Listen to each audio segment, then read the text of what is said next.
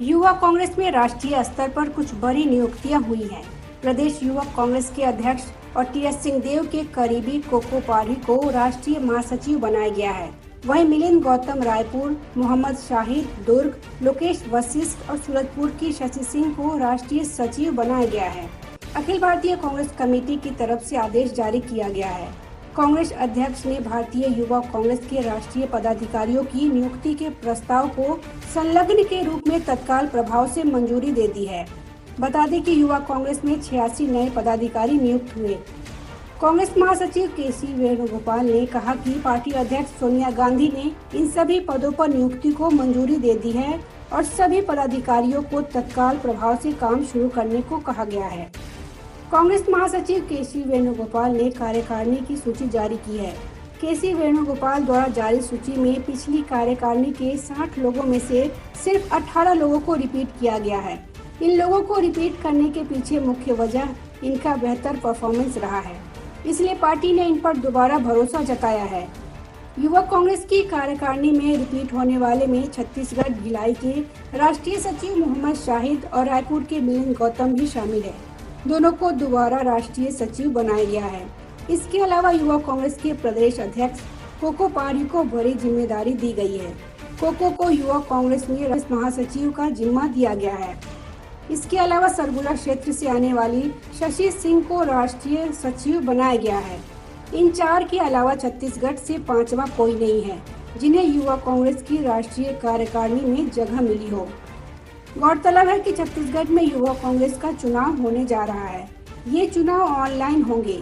बता दें कि प्रदेश अध्यक्ष पद के लिए आकाश शर्मा और आशीष मोनू अवस्थी के बीच मुख्य मुकाबला माना जा रहा है। प्रदेश अध्यक्ष पद के लिए कुल 12 दावेदार मैदान में हैं। सभी उम्मीदवारों को अलग अलग चुनाव चिन्ह आवंटित किए गए हैं।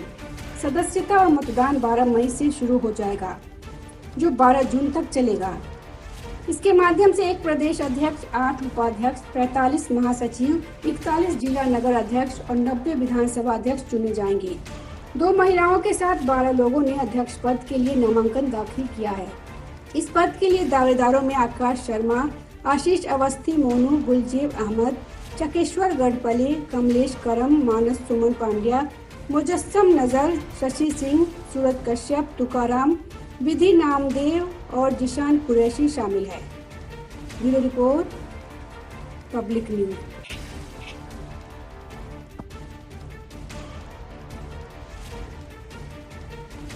छत्तीसगढ़ भारतीय जनता पार्टी के प्रदेश अध्यक्ष विष्णुदेव साय ने मुख्यमंत्री का एक वीडियो अपने सोशल मीडिया अकाउंट पर शेयर कर भूपेश बघेल पर हमला बोला है। साय ने एक के बाद एक 3 ट्वीट किए हैं। उन्होंने अपने ट्विटर पर लिखा है कि छत्तीसगढ़िया स्वाभिमान के बाद भूपेश बघेल शर्म हया भी बेच बैठे हैं। वे जिस निम्न भाषा में स्तरहीन बातें कर रहे हैं वह छत्तीसगढ़ की शालीन संस्कृति के प्रतिकूल तो है ही। मुख्यमंत्री जैसे जिम्मेदार पद पर आसीन व्यक्ति का ऐसा आचरण पद की गरिमा को कलंकित कर रहा है।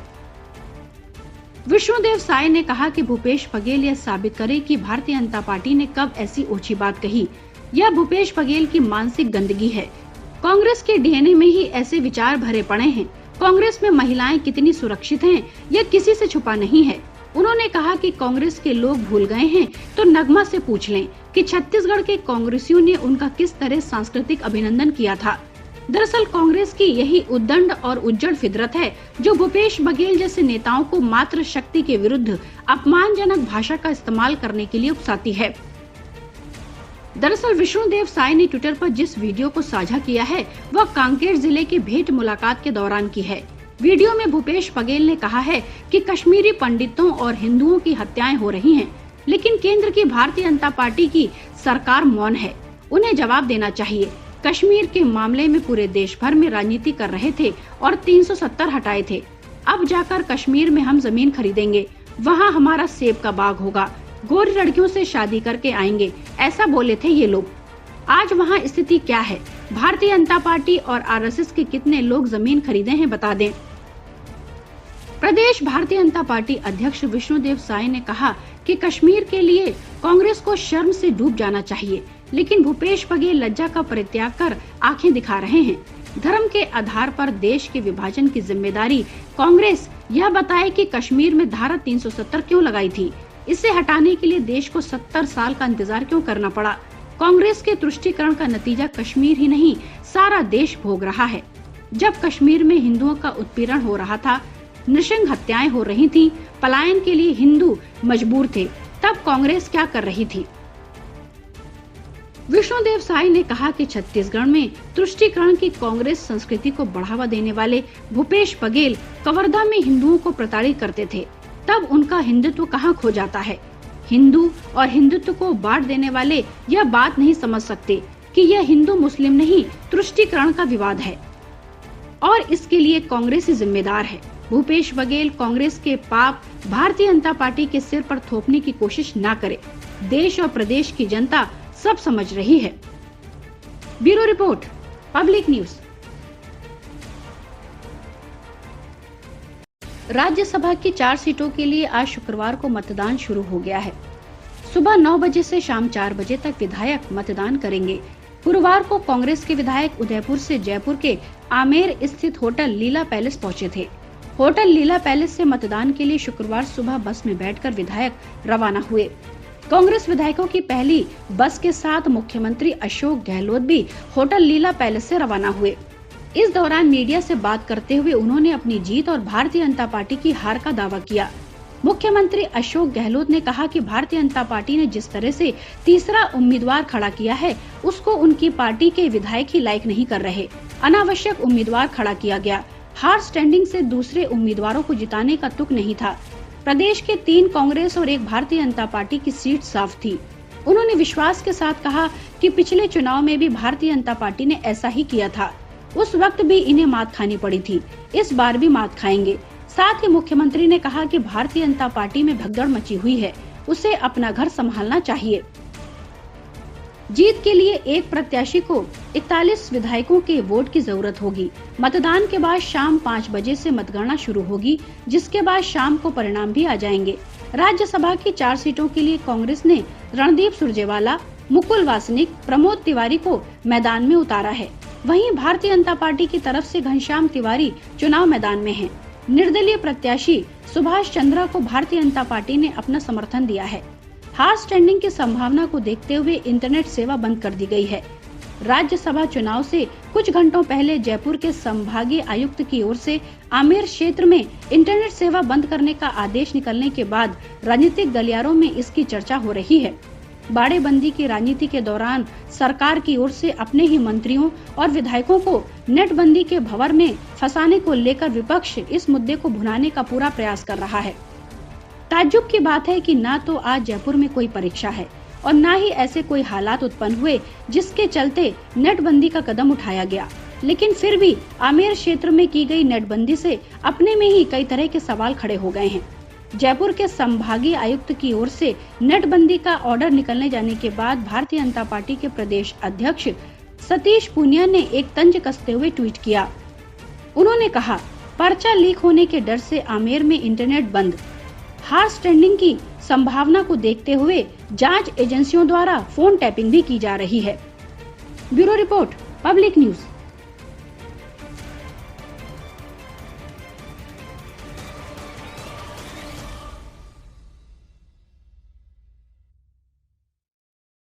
दिल्ली पुलिस ने नफरत भरे बयानों से माहौल बिगाड़ने वालों पर जो कार्रवाई शुरू की है, उसकी जद में अब AIM के चीफ असरुद्दीन अवैसी भी आ गए हैं।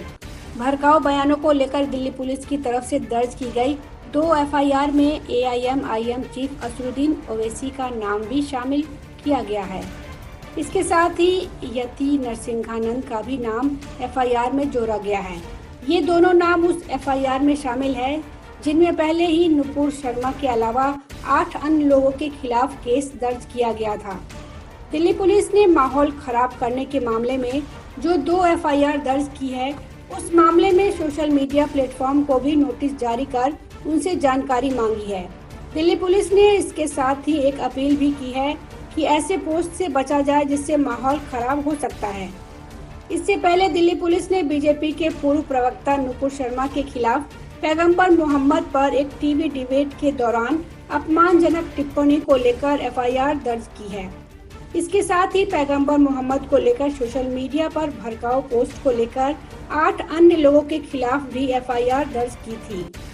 दिल्ली पुलिस की स्पेशल सेल ने बीजेपी के नवीन जिंदल, पत्रकार सवा नकवी के खिलाफ भी दूसरी एफआईआर में नाम शामिल किया गया। इसमें शादाब चौहान, मौलाना मुफ्ती नदीम, अब्दुल रहमान, गुलजार अंसारी, अनिल कुमार मीणा और पूजा शाकुन का नाम है। दिल्ली पुलिस अब इन लोगों को पूछताछ के लिए नोटिस भेजने की तैयारी में है। दिल्ली पुलिस की तरफ से इन सभी के खिलाफ वैमनस्य फैलाने और भड़काने और आपसी भाईचारे में दरार डालने के खिलाफ संलिप्त रहने के लिए विभिन्न धाराओं के तहत केस दर्ज किया गया है। नुपुर शर्मा, नवीन कुमार जिंदल, शादाब चौहान, सवा नकवी, मौलाना मुफ्ती नदीम, अब्दुल रहमान, गुलजार अंसारी, अनिल कुमार मीणा और पूजा शाकुन का नाम शामिल है।